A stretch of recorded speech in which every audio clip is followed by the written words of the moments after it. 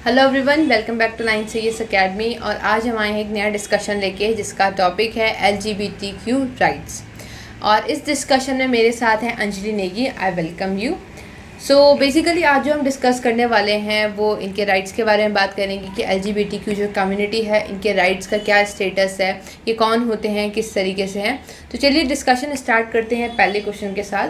तो अंजलि, मैं आपसे ये जानना चाहूँगी कि जो हम ये वर्ड यूज़ कर रहे हैं LGBTQ कम्युनिटी, तो बेसिकली ये है कौन, हम इनके बारे में जानते हैं या फिर किस तरीके से आप इन्हें आइडेंटिफाई करते हैं, ये सब चीज़ें।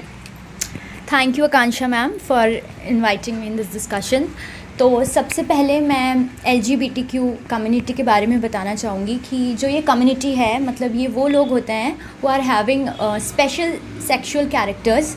अगर हम नॉर्मली देखें तो होता ये है कि man are attracted to women and women are attracted to man. लेकिन अगर हम LGBTQ कम्युनिटी की बात करें तो इसमें हम सबसे पहले ये देखते हैं कि ये किस चीज़ के लिए स्टैंड करता है। तो L स्टैंड्स फॉर लेस्बियन। तो इसमें ये होता है कि जो फीमेल होती है वो फीमेल की तरफ अट्रैक्ट होती है। अगर हम G की बात करें विच स्टैंड्स फॉर गे, तो इसमें होता है जो मेल होता है वो मेल की तरफ अट्रैक्ट होता है। Third is B which stands for bisexual. तो इसमें ये होता है कि जो पर्सन होता है they are attracted to both male and female.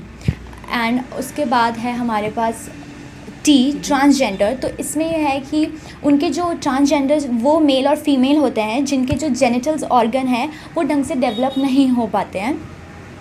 And last is Q, ये अभी ऐड हुआ है एंड ये अभी भी थोड़ा क्वेश्चनेबल है कि एक्चुअल में है क्या।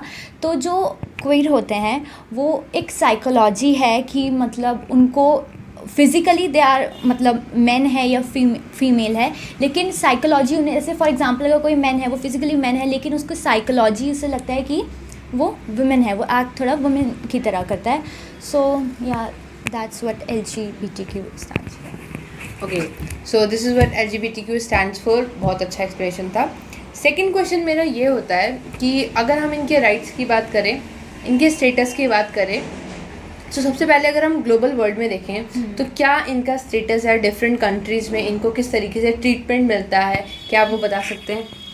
yes. तो अगर हम इसके स्टेटस की बात करें ग्लोबली, तो अगर इसको 4 स्टेजेस में डिवाइड किया गया है, 4 लेवल्स हैं इसके। तो अगर हम फर्स्ट लेवल की बात करें तो इसमें वो कंट्रीज़ का ग्रुप आता है जहाँ पे जो ये होमोसेक्सुअल्स होते हैं उनको डेथ पेनल्टी दी जाती है।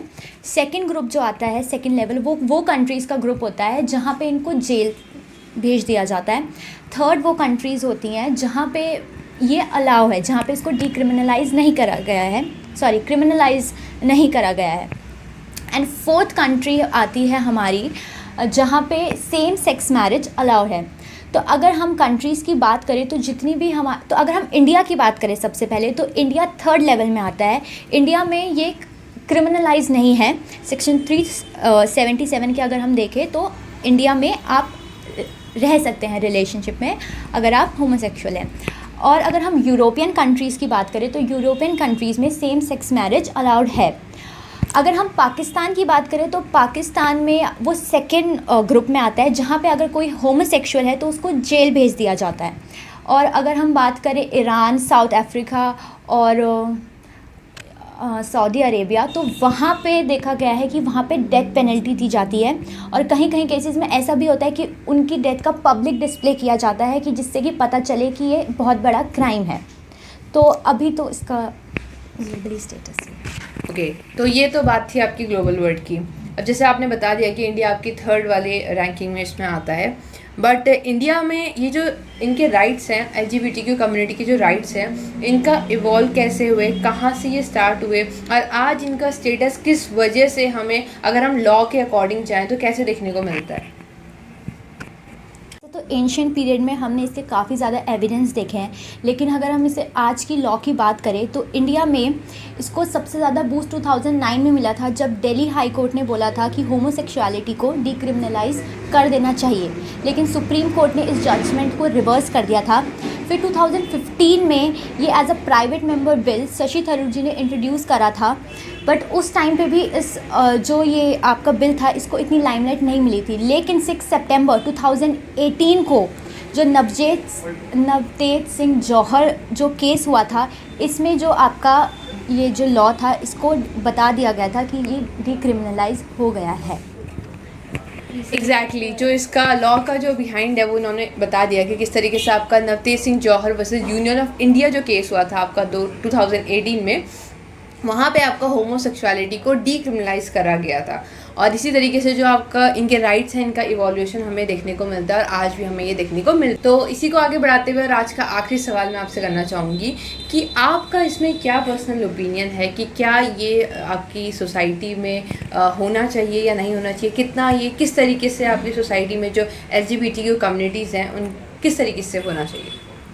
मैम, इन माय ओपिनियन मुझे लगता है ये काफ़ी ज़्यादा पर्सनल टॉप मैटर है।